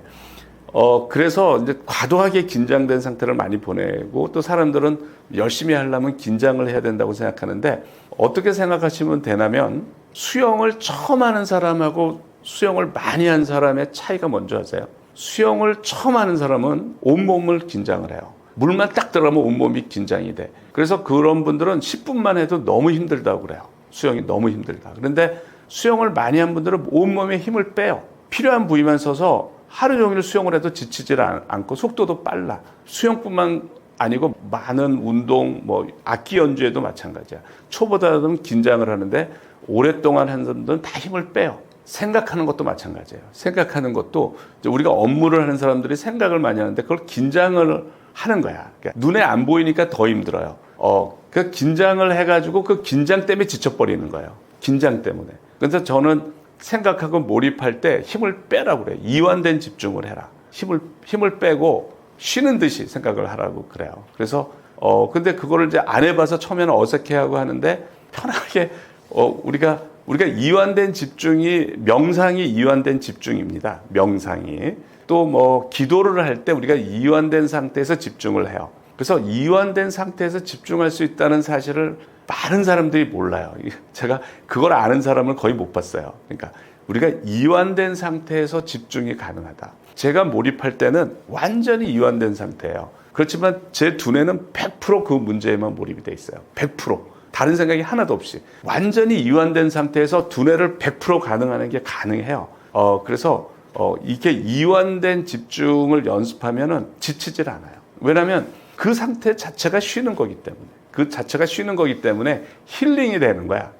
생각을 하는 거가 문제를 해결하고 아이디어를 내는 그 행위가 힐링이 되는 거예요. 계속 명상을 하는 것 같은 상황인 거야. 그러니까 우리가 이완된 상태에서 집중할 수 있고 오히려 아이디어가 잘 나오죠. 이완된 상태가 우리가 뇌과학으로 치면 디폴트 모드 네트워크도 작용하면서 내가 문제를 해결하려고 생각하니까 센트럴 이그제큐티브 네트워크라고 CEN 동시에 작동을 해요. 서로 번갈아 가면서. 그러면서 지시를 하니까 훨씬 문제 해결도 잘 되고 이완된 상태에서 아이디어가 잘 나옵니다. 사람들이 어떤 문제를 막 고민하다가 샤워할 때 나오고 걸어갈 때 나오고 이제 그러는데 그게 이완된 상태에서 나오는 거예요. 그러니까 아르키메데스가 목욕탕에서 목욕하면서 이제 부력의 원리를 발견해서 유레카라고 하는 것도 잘 알려져 있는데 그렇게 이완을 하면서 아이디어들이 잘 나와요. 특히 잠잘 때 제일 잘 나와요. 잠이 들었을 때. 그러니까 제일 좋은 거는 저는 편안하게 쉬는 듯이 생각하다가 잠이 드는 거다. 그게 제일 좋다. 그러니까 앉아서 선잠이 드는 거, 그 다음에 이제 편하게 생각하다 깊은 잠이 드는 거. 그게 가장 제가 이제 좋다고 그래요. 편안하게 이완한 상태에서 편안하게 생각하다가 잠이 드는 거가 가장 좋은 거라고 제가 얘기를 합니다. 그래서 그렇게 하면 번아웃이 올 일이 없어요.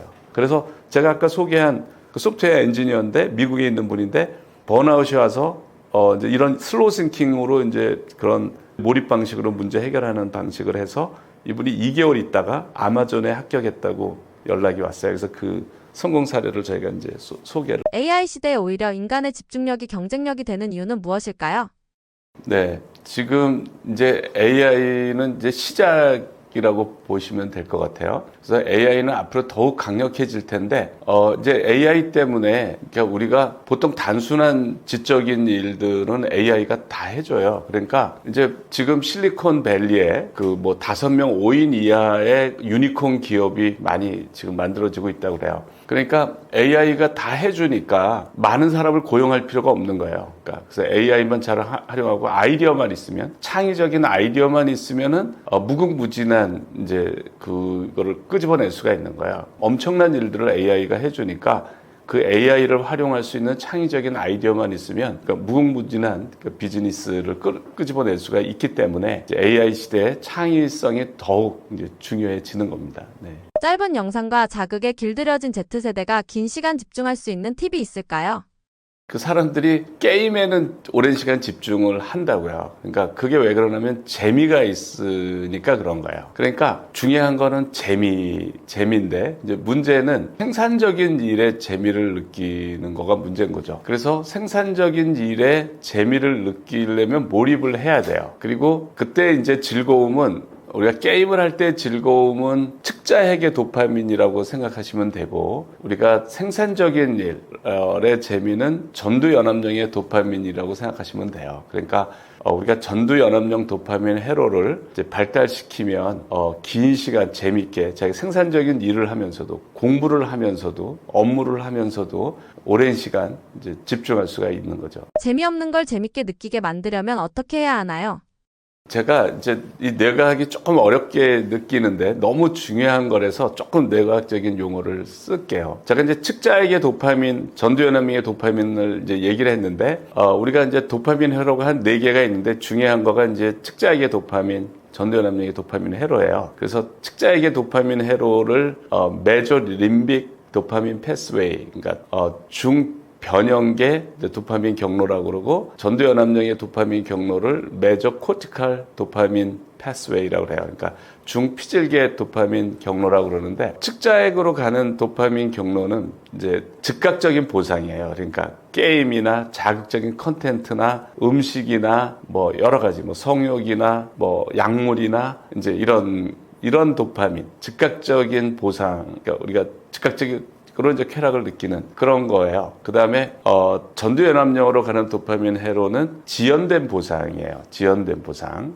주로 이제 생산적인 이제 즐거움인데 이게 어떻게 알려져 있냐면은 측자액의 도파민 회로는 부작용이 있어요. 그러니까 쉽게 말하면 우리 몸의 항상성 때문에 도파민이 많이 분비가 되면 그걸 줄이려는 기전이 있는데 그 줄이려는 기전 중에 하나가 분비된 도파민을 다시 재흡수하는 거예요. 그래서 내가 막 게임을 하다가 아니면 뭐 자극적인 컨텐츠를 보다가 도파민이 나온 거는 그거를 그만두면 평소보다 도파민이 줄어들어요. 그래서 무기력해진다고요. 이제 무기력해지고 이제 그런 부정적인 이제 감정을 갖는데 그래서 그 도파민 네이션을 쓴 NRM키 교수 같은 경우는 그러니까 쾌락을 선택하지 말고 고통을 선택하라. 그게 이제 그런 맥락에서 얘기를 하는 거예요. 그러니까 그런 쾌락은 사실은 고통의 양이 더 크다. 그러니까 따져보면 이제 그런 얘기인데 전두연합령의 도파민 회로는 달라요. 그거는 그 도파민이 과잉이 돼도 그거를 재흡수하는 정도가 굉장히 약해요. 그러니까 그 전두연합령에 의한 쾌감은, 즐거움은 부작용이 남지 않는다고 생각하시면 돼요. 거의 없다고 생각하시면 돼요. 그러니까 그 회로를 발달시켜야 되는데, 그러니까 우리가 측자액의 도파민 회로는 쉽게 발달이 돼요. 쉽게 발달이 되는데, 전두연합령의 도파민 회로를 제가 이제 여러 사람들 그 몰입 코칭을 하다 보면 거의 평생을 전두연합령의 도파민은 거의 쓰지 않고 사는 사람들이 굉장히 많아요. 다 즉각적인 보상만 하는데, 근데 전두연합령의 도파민 회로는 뭐냐? 연구하는 과학자들이 재밌다, 생각하는 게 재밌다라는 그런 도파민이에요. 그러니까 생산적인 도파민인데, 그래서 그 회로를 발달시키는 방식의 학습을 하고 노력을 해야 된다는 게 이제 제가 몰입 아카데미에서 추구하는 거예요. 근데 전두연합령의 도파민, 이제 몰입을 해서 나오는 그 즐거움이 이제 전두연합령의 도파민인데, 그거를 발달을 시켜야 돼요. 대부분은 그게 발달이 안 돼 있어요. 대부분은. 그래서 그거를 발달시키는 방식으로, 이제 일도 해야 되고, 학습도 해야 되고, 그걸 이제 끊임없는 노력을 해야 되죠. 그래야 우리가 가장 많은 행복을 누릴 수가 있는 거예요. 몰입하는 삶이 행복에도 더 도움이 된다는 걸까요? 그렇죠. 피터팬을 쓴 제임스 베리가 행복의 비밀은 우리가 좋아하는 일을 하는 것이 아니고 우리가 하는 일을 좋아하는 것이다라고 그랬는데, 제가 몰입하면서 깨달은 거랑 똑같더라고요. 그러니까 내가 좋아하는 일을 하면서 추구하는 거가 측자액의 도파민이라고 생각하시면 돼. 근데 그걸로 누릴 수 있는 행복의 양은 많지가 않고, 많은 경우 부작용이 따라요. 내가 쾌락적인 그런, 이제 내가 좋아하는 거를 이렇게 하면 인생이 꼬이고 그러는데, 전두연합령의 도파민은 내가 하는 일을 좋아하는 거야. 그러니까 생산적인 즐거움이거든요. 그러니까 내가 하는 일을 좋아하면서 행복을 추구하면 누릴 수 있는 행복의 양이 무한대가 돼요. 그러니까 내가 하는 일을 좋아하도록 그 도파민 회로를 발달시키는 거가 전두연합령의 도파민 회로인 거예요. 디지털 기기를 완전히 끊지 않고도 집중력을 기를 수 있는 현실적인 방법이 있을까요? 제가 사실 뇌에 대해서 얘기를 많이 하는데, 몰입을 이해하려고 제가 뇌과학을 공부를 했어요. 그러니까 몰입을 이해하려고 했더니 유용한 게 너무 많더라고요. 그래서 제가 이제 제 책에도 몰입 두 번째 이야기 같은 경우에는 이제 뇌과학 얘기가 많은데, 그래서 이제 그 뇌과학으로 이제 몰입 이론을 정립을 하는데 뇌과학을 많이 써서 제가 이제 뇌에 대한 얘기를 많이 하는데, 우리 뇌의 그 원칙이 use it or lose it이라는 원칙이 있어요. 그러니까 사용하면 할수록 발달을 시켜주고, 사용을 안 하면 퇴화를 시켜요. 그러니까 우리가 축구를 열심히 하면 축구를 잘할 수 있게 시냅스 배선이 만들어지는 거고, 농구를 열심히 하면 농구를 잘할 수 있게 시냅스 배선이 만들어져요. 그게 우리 뇌의 운영 체계예요. 그래서 사용을 많이 할수록 발달하고, 사용을 안 할수록 퇴화가 되는데, 집중력이라는 거를 담당하는 게 어디냐? 그게 전전두엽이에요. 그러니까 집중력을 담당하는 게 전전두엽인데, 내가 디지털 기기를 막 쓰면 전전두엽을 안 써요. 그래서 이제 TV에 많이 소개가 됩니다. 그러니까 스마트폰 과다 사용자의 뇌를 MRI로 찍어오면 전두엽 부분이 비활성화가 돼 있어요. 그러니까 그거는 잘 알려져 있는 거예요. 그럼 주로 감정의 뇌가 이제 활성화가 돼 있는 거예요. 그러니까 자극적인 기기를 자꾸 쓰면 우리 뇌는 이거 비상사태다, 이렇게 해서 이제 감정의 뇌를 활성화시키는 거예요. 주로 편도체가 활성화가 많이 되는데, 그러니까 늘 이제 그렇게 살면은 전두엽을 안 쓰는 거죠. 전두엽을 안 써요. 집중력을 관할하는. 그러니까 집중할 수 있는 능력이 자꾸 떨어지는 거예요. 그게 퇴화가 되는 거야. 그러니까 집중력을 어떻게 발달시키느냐? 그러면 use it or lose it이니까, 그러니까 집중을 요구하는 일을 자꾸 해야 되는 거야. 그러니까 집중을 요구하는 건 뭐냐면, 디지털 기기는 집중을 요구하지 않고 나를 몰입을 시켜요. 자극적인 컨텐트 이런 거는 뉴스 이런 것들은 자극적이기 때문에 내가 몰입이 되죠. 내가 집중이 돼. 내가 집중하려는 노력을 안 해도 집중이 되면 나는 집중하려는 노력을 안 하게 되니까 나의 집중하려는 능력은 떨어지는 겁니다. 그러니까 집중하기 어려운 거를 집중하려고 자꾸 노력을 하면서 그 능력이 발달이 되는 거예요. 근데 그거를 이제 제가 몰입으로 이제 체계적으로 그 노력을 할 수가 있어요. 체계적으로 결국 몰입은 그 능력을 발달시키는 거예요. 교수님께서 늘 강조하시는 어려운 문제를 붙잡아라는 조언이 집중력을 기르는데 어떻게 작용하나요? 이제 어려운 문제라는 게 뭐냐면, 그러니까 일단 어려운 문제라는 건 진전이 없다라는 거예요. 그러니까 우리가 뇌과학의 입장에서 어려운 문제가 뭘 의미하느냐를 이해하면 좋은데, 일단 우리의 그러니까 의식을 누가 차지하느냐는 자극의 경쟁이라고 알려져 있어요. 자극의 경쟁. 그러니까 자극이 센 애가 의식을 차지하는 거야. 그게 생존에 유리해요. 그러니까 뭐 예를 들어서 포식자가 옆에 있는데 사자가 옆에 다가오고 있는데 내가 딴 생각을 하고 있으면은 잡혀 먹히니까 자극이 센 애가 의식을 장악을 해야 돼요. 그래서 그런데 자극적인 컨텐츠가 의식을 장악을 하게 돼 있어요. 내가 얘기를 여러 가지 듣고 가장 자극적인 정보가 들어오면 거기에 내가 이제 의식을 그걸 거기에 집중하게 돼 있는 거예요. 그러니까 우리 뇌가 그렇게 돼 있어요. 그런데 어려운 문제라고 하는 거는 뭐냐면 자극이 작아요. 어려운 문제라는 거는. 그러니까 생각해도 아무 진전이 없어. 그 얘기는 자극이 작다는 얘기야. 그러니까 걔가 의식을 장악할 수가 없어요. 바로 잡념이 들어오죠. 바로 잡념이 들어오고 그 내용을 의식의 무대에서 벗어나. 그러니까 잡념만 들어오니까 내가 집중하려는 노력을 하지 않으면 이 문제는 풀 수가 없는 거죠. 그래서 잡념이 들어오니까 나는 어떤 노력을 해야 되냐면 내가 딴 생각을 하고 있네. 그래서 의식에서 벗어난 거를 전두엽에서 다시 끌어올려야 돼. 의식의 무대로 끌어올리고 그러면 잡념은 다시 내려가요. 의식의 무대에 두 개가 있을 수가 없어. 잡념하고 내가 생각하는 문제가 동시에 있을 수는 없어요. 그러니까 잡념이 들어오면 내가 생각하던 문제가 의식의 무대에서 밀려난 거고, 근데 그거를 의도적으로 제가 이제 의도적인 몰입 이론이라는 게 의식에서 밀려난 이 내용을 의도적으로 다시 무대에 올려라. 그 의도적인 노력을 하라는 거예요. 그러면은 잡념은 자동으로 밀려나요. 그러니까 잡념을 쫓는 게 아니야. 잡념을 쫓는 게 아니고 잡념을 쫓으면 더 자극이 세져요. 그러니까 잡념을 쫓는 게 아니고 내가 딴 생각을 하고 있네라고 이제 알아차리고 이제 밀려난 생각을 다시 하면은 잡념은 밀려나고 이 과정을 계속하는 게 이제 의도적인 몰입이에요. 이게 이제 그 몰입 능력을 발달시키죠. 이렇게 이제 이런 과정을 해야 내가 집중할 수 있는 능력이 발달이 되는데 어려운 문제는 이 과정이 반드시 있기 때문에 그러니까 어려운 문제에 도전을 하면 집중할 수 있는 능력이 발달을 하는 거예요. 물론 어려운 문제를 풀 수 있는 창의적인 문제 해결 능력도 발달이 되고 그다음에 어려운 문제는 오랜 시간 도전을 해야 되기 때문에 끈기가 이제 필요하잖아요. 그래서 끈기가 발달하는데 소위 그릿이라고 해서 이제 뭐 앤젤라 다크워스 교수 같은 분이 성공한 사람들의 가장 공통점이 뭐냐 했더니 그릿이더라. 끈기와 열정이더라. 이제 이런 건데 그게 길러지는 거죠. 어려운 문제는 뭐 몇십 분, 어떨 때는 몇 시간, 또 심지어 며칠 이렇게 도전을 해야 이제 문제가 풀리니까 그렇게 끈기 있게 도전을 하고 이제 성공하는 경험을 하면서 그런 이제 그릿이 길러지고 하기 때문에 저는 이제 어려운 문제 물론 이제 이게 그 난이도는 적절해야 돼요. 그 각 사람마다 그 이게 몰입 능력이나 집중 이런 능력이 다르기 때문에 각 개인한테 적절한 게 있는데 점진적으로 이제 난이도를 올려가야 되지만 어쨌든 저는 어려운 문제에 도전하면서 성공하는 경험이 교육 효과가 굉장히 좋다라고 생각하고 있습니다. 잡념이 들어와도 계속 몰입하려고 하는 노력 및 과정 그 자체가 중요한 거군요.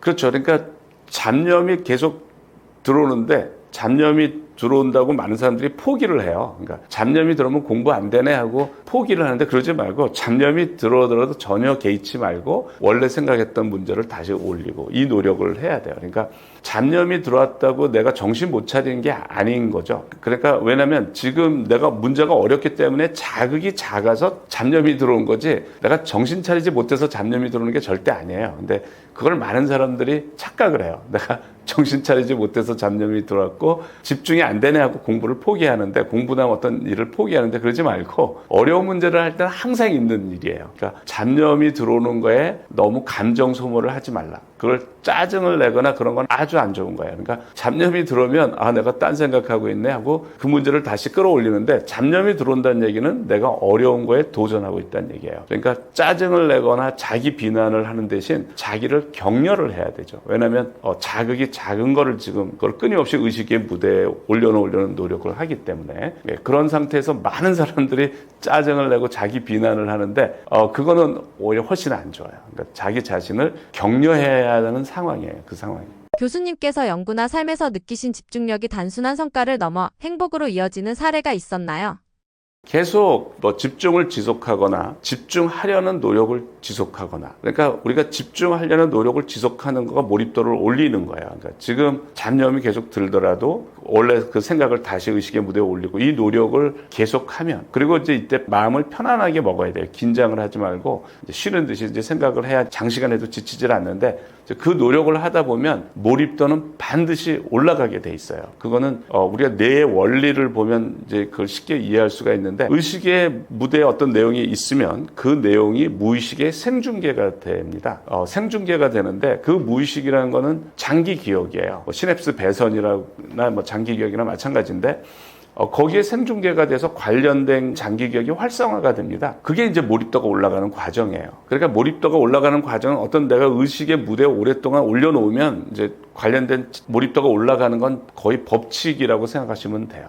그런데 이 관련된 장기 기억이 다량으로 활성화가 돼 있으면 어떤 일이 벌어지냐면 의식의 내용은 주로 작업 기억이라고 그러는데 작업 기억과 활성화된 장기 기억이 활발한 상호작용이 있는 거예요. 활발한 상호작용이 있다는 얘기는 많은 신경전달 물질이 분비된다는 거고 그러면 흥분이 되고 재미가 있는 거예요. 그래서 관련된 장기 기억이 다량으로 활성화가 돼 있으면 기량이 올라가. 그게 이제 몰입도가 높은 상태인데 기량이 올라간과 동시에 재미가 있어요.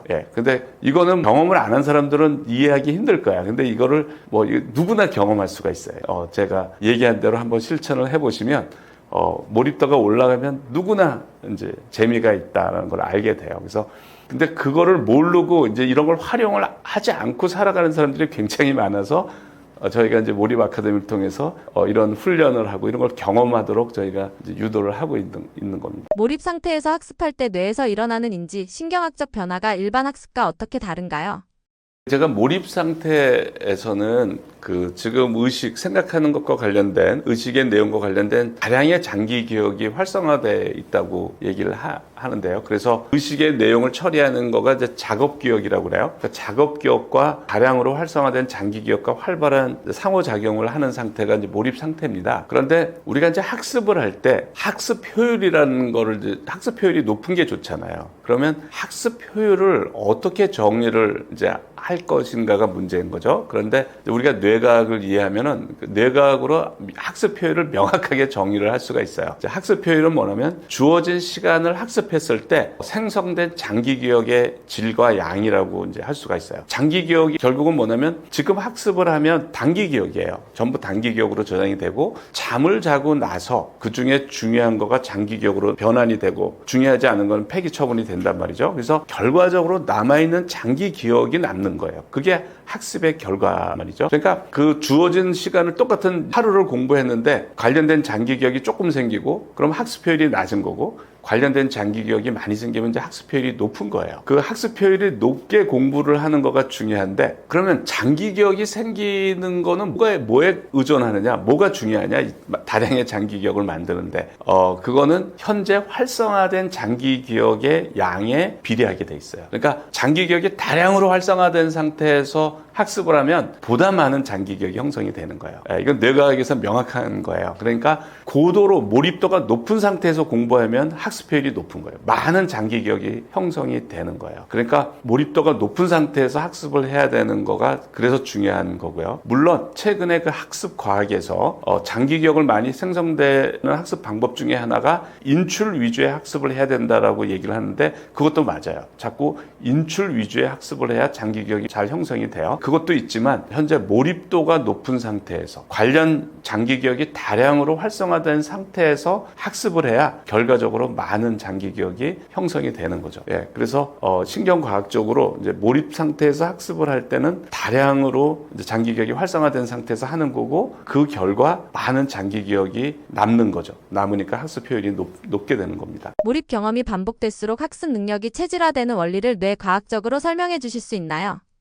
네. 그러니까 우리가 신경 가소성이라는 경우가 있어요. 신경 가소성이라고 하는 건 뭐냐면 우리가 어떤 행동을 하고 이제 뭐를 배우고 학습을 하고 이러면 우리 뇌는 어떻게 되어 있냐면 자꾸 시냅스가 이렇게 변형이 일어나서 시냅스 배선을 만들어요. 그래서 영구적인 변화가 일어나죠. 하드 디스크에 어쨌든 메모리가 만들어지는 것처럼 이렇게 영구 변형이 일어나서 그거를 시냅스 가소성, 시냅틱 플라스티시티 이렇게 얘기를 해요.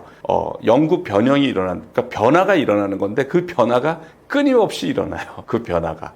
물론 어릴 때 그 변화가 빨리 일어나고 나이가 들어갈수록 변화가 좀 천천히 일어나지만 어쨌든 그러한 그 학습이 계속 일어나고 있는 거예요. 그래서 이제 우리가 이제 무엇을 경험하는 하느냐에 따라서 이제 시냅스 배선이 달라지는 건데, 이렇게 시냅스 배선이 이제 만들어지면, 학습을 잘할 수 있는 시냅스 배선이 만들어지면 그 사람은 학습을 잘하는 거고, 학습 능력이 올라가는 거고, 이런 배선이 안 만들어진 사람은 이제 학습 능력이 떨어지는 거예요. 그런데 이제 몰입 능력은 뭐라고 그랬냐면, 다량으로 활성화된 장기 기억이 있는 상태에서 고도로 몰입된 상태에서 공부를 하는 거기 때문에, 그런 상태를 만드는 또 시냅스 배선도 발달이 돼 있고, 길이 나 있는 거죠. 또 그런 상태에서 공부해서 다량으로 이제 장기 기억이 생기고, 이런 시냅스 배선, 이와 관련된, 학습과 관련된 시냅스 배선이 다량으로 형성되어 있기 때문에 집중이 쉬운 거고, 또 이해를 하고 사고력이 발달이 되어 있는 거고, 이제 이렇게 돼 있는 거죠. 그리고 또 공부하는데 재밌게 할 수 있는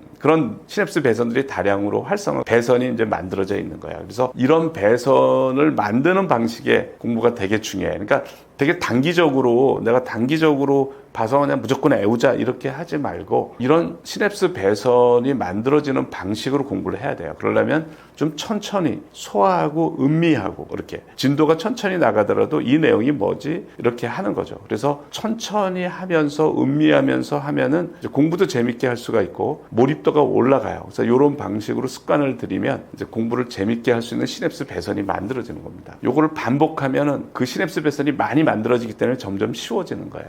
몰입이 반복이나 훈련처럼 느껴지기도 하는데 어떻게 다른가요? 그러니까 몰입은 경험을 하지 않은 사람한테 설명하기는 되게 힘들더라고요. 그래서 경험을 하면서 정말 그렇네 이러면서 이제 바뀌어가요. 예를 들어서 아이가 어떤 문제를 못 푼다. 그러면 한번 도전해봐 하고 충분한 시간을 편안하게 생각을 해봐 이렇게 하면은 얘가 한 10분, 어떤 거 짧으면 몇십 분, 길면은 몇 시간 만에 그 답을 내요.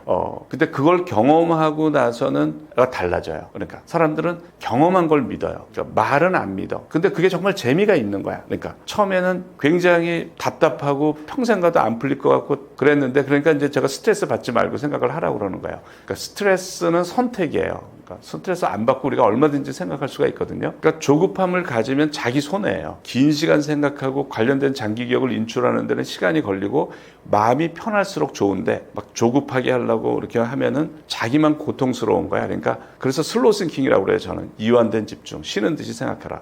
결과에 집착하지 말고 과정에만 집중해라. 이제 이렇게 하는데, 그리고 그게 해결이 된다고요. 그러니까 해결이 되면 처음에는 믿지 않았다가 이건 죽어도 안 될 것 같은데 자꾸 하라고 그러니까 답답했다가 평생 가도 안 풀릴 것 같은데 해결이 되면은 풀리네. 근데 그거를 한 번 경험할 때는 우연히 그랬다고 생각을 해요. 이 문제는 우연히 그런 거다. 그런데 그거를 10번, 20번, 30번 경험하면 항상 그렇네 라는 걸 알게 돼요. 그러니까 그런 경험이 되게 중요해요. 그걸 경험한 사람하고 그걸 경험하지 않은 사람은 완전히 삶이 갈라져요. 그러니까 점점점 크게 갈라져요. 그래서 그런 경험을 하면서 성장을 하는 거예요. 짧은 시간 집중과 장시간 공부 중 몰입학습의 효과를 극대화하는 조건은 무엇인가요? 그리고 우리가 장시간 이제 집중하는데 조건이 하나 있어요. 그러니까 장시간 하더라도 집중하지 않은 상태에서 장시간 보내는 건 의미가 없고요. 몰입도를 올리는 방식으로 장시간 가서 시간의 흐름에 따라 몰입도가 올라가는 방식으로 해야 돼요. 그러면 이제 그건 효과가 아주 좋아요. 그러니까 지금은 몰입도가 낮더라도 몰입도가 올라가는 방식으로 공부를 해서 일정 시간이 지나서 이제 고도의 몰입 상태가 돼서 공부를 하게 되면 장시간에도 지치지 않고 이제 그 몰입의 효과를 경험할 수 있죠. 이렇게 되면 효율이 굉장히 올라가요. 그래서 짧게 집중하는 것보다 긴 시간 하는 게 좋은데, 긴 시간 집중하지 않은 상태로 하는 거는 의미가 없고, 몰입도를 올리는 노력을 하면서, 그래서 몰입도를 올려서 이제 장시간 고도의 몰입 상태에서 보내는 거, 이게 학습 효율이 굉장히 좋죠. 자기주도 학습에서 몰입 경험이 학습 동기와 성과에 결정적인 영향을 미치는 이유는 무엇인가요? 그러니까 자기주도 학습이 중요해요. 중요한데, 왜냐하면 몰입을 하려면 자기주도 학습을 해야 또 몰입을 할 수가 있어요. 그런데 이제 제가 이제 몰입 코칭을 신청하는 사람들, 다양한 사람들을 맞이하는데, 자기주도 학습에서 굉장히 이제 주의할 게 있더라고요. 예를 들어서 어떤 학생이 중학교 1학년 때 중퇴를 했대요. 그리고 이제 자기주도 학습식으로 공부를 한 거야. 홈스쿨링을 한 거죠. 그런데 수학만 했대. 그러니까 수학만 한 것도 좋은 거야. 그 몰입에 유리해요. 근데 2, 3년을 했는데 별로 수학 실력이 안 올라간 거야. 그래서 이제 왜 그랬나를 봤더니 도전을 안 한 거예요. 그러니까 도전을 안 하면 앤더슨 에릭슨 재능 연구가인 앤더슨 에릭슨 교수가 이제 1만 시간 법칙을 했어요. 그러니까 1만 시간을 하면 누구나 세계 최고가 된다.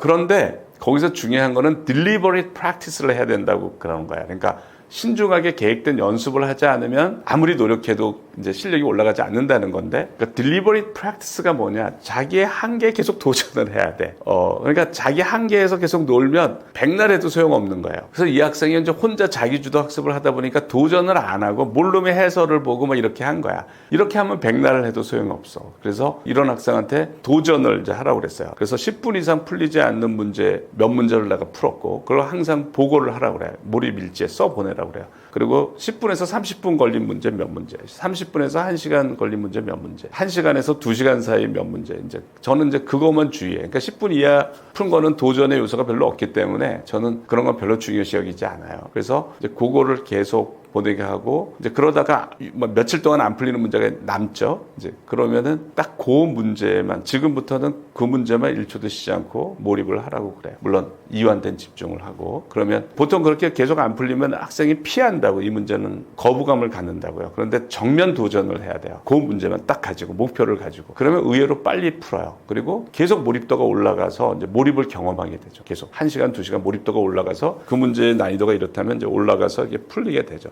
이게 교육적으로 되게 좋은 경험이에요. 그러니까 뭐 4일간 안 풀렸는데 5일 차에 이 학생이 풀었는데, 그러니까 아무리 안 풀릴 것 같은 문제도 몰입하면 다 풀린다라는 거를 제가 이제 그 얘기를 수도 없이 하는데, 이 말은 경험을 한 사람만이 믿게 되는 거예요. 그러니까 이 학생한테 그 경험을 시키는 거죠.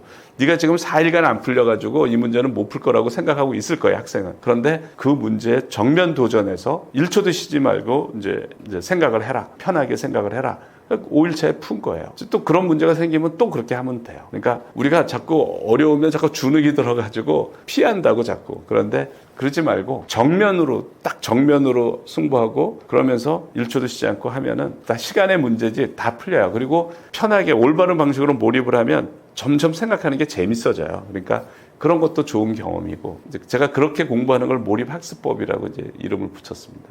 예, 그래서 자기주도 학습이 좋은 건데, 자기주도 학습이 좀 가이드가 돼야 된다는 걸 제가 느꼈어요. 그러니까 그런 가이드 없이 그냥 아이가 공부 방법을 잘 모르는데 도전의 요소 없이 이렇게 하면 오히려 자기주도 학습이 비효율적이 될 수가 있다는 걸 제가 이제 경험을 해요. 그래서 도전의 요소가 반드시 있어야 된다. 도전하고 몰입하고 성공 경험하는 경험. 이렇게 되는 자기주도 학습은 반드시 이런 요소, 이렇게 몰입학습법 방식으로 해야 효과가 좋다는 겁니다. 짧은 시간밖에 없는 성인 학습자가 몰입을 활용해 학습 효과를 극대화하려면 어떻게 해야 하나요?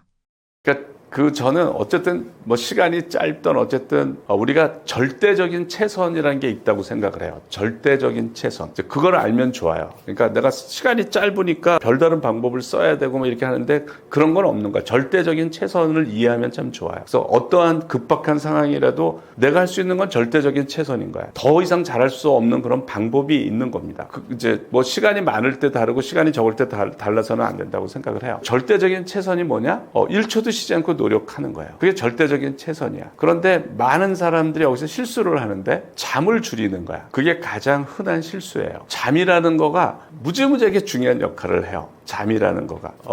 예를 들어서 내가 공부를 엄청나게 열심히 했어. 하루 종일. 그리고 밤을 샜어. 그러면 헛한 거예요. 그게 장기 기억으로 하나도 안 가는 거야. 장기 기억은 잠잘 때 가는 건데, 잠이 들 때 장기 기억으로 가는 건데 밤을 새버리면 장기 기억으로 가질 않는 거야. 그러니까 우리가 잠이 굉장히 중요한 역할을 해요. 그래서 어떤 거가 가장 우리가 뇌과학을 생각할 때 최선이라고 하는 거는 1초도 쉬지 않고 공부를 하는 거예요. 그런데 이완된 상태에서 이제 공부를 하는 게 좋죠. 공부를 하고 선잠을 자고, 또 몇 시간 1초도 쉬지 않고 공부하고 선잠을 자고, 또 몇 시간 1초도 쉬지 않고 선잠을 자고, 그리고 30분 유산소 운동을 하고, 그리고 숙면을 취하고, 또 공부 생각을 하다 잠이 들고 숙면을 취하고, 그렇게 반복하는 거가 제가 볼 때는 가장 시간을 잘 활용하는 방법이에요. 시간이 짧으나 기나. 저희 그 몰입 아카데미에서 하는 일을 잠깐 소개를 하면요. 초등학교 5학년 이상을 주니어를 위한 그 중고등학생 학생, 초중고죠. 학생들을 위한 몰입 캠프가 이제 방학 때마다 있습니다. 그래서 한 5박 6일인데 거기에 캠프를 이제 경험하면서 아이들이 가치관이 많이 바뀌어요. 그러니까 게임이나 휴대폰만 재밌다고 생각을 했는데 이제 몰입을 하면서 수학이 재밌다, 뭐 공부가 재밌다는 애들이 이렇게 바뀝니다. 그래서 그런 경험을 어릴 때부터 이제 몰입을 경험할 수 있는 기회고요. 그다음에 저희가 성인 이제 원데이 클래스도 이제 있습니다. 우리의 삶의 기회는 한 번밖에 없는 소중한 기회입니다. 그래서 여러분들이 인생의 마지막 날에 인생을 돌아볼 때 한치의 후회가 없이 몰입을 통해서 자신의 능력의 날개를 푸른 하늘에 마음껏 펼치시기 바랍니다. 네, 감사합니다.